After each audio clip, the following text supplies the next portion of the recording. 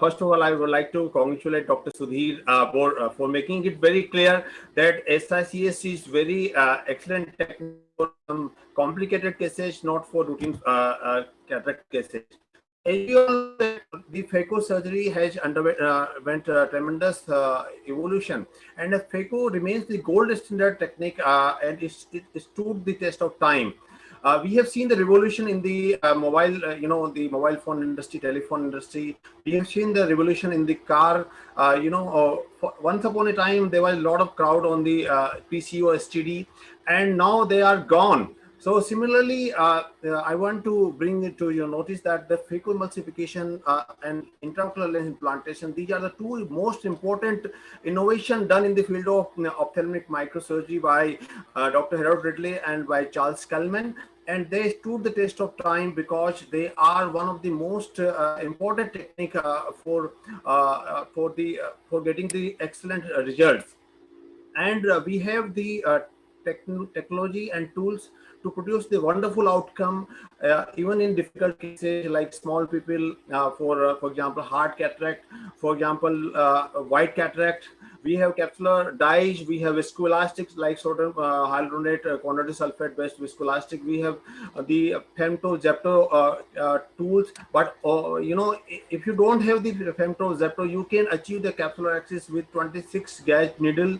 With some experience, this can be done.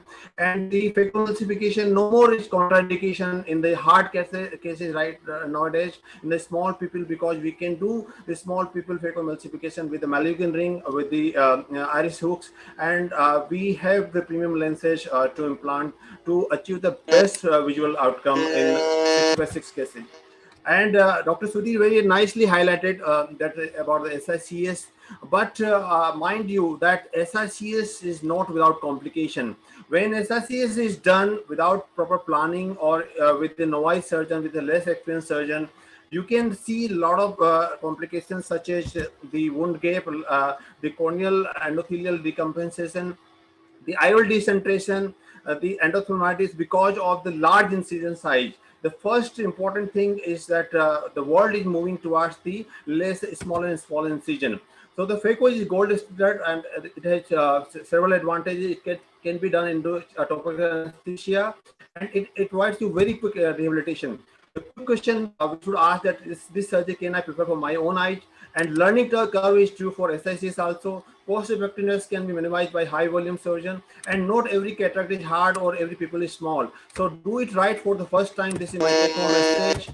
And I would like to summarize that as a surgeon, we should keep on evolving, think quality, think about the premium cases, and think do it right for the first time. We don't always get a second chance, and let us commit ourselves to give the best possible vision to our patients using the best possible technology.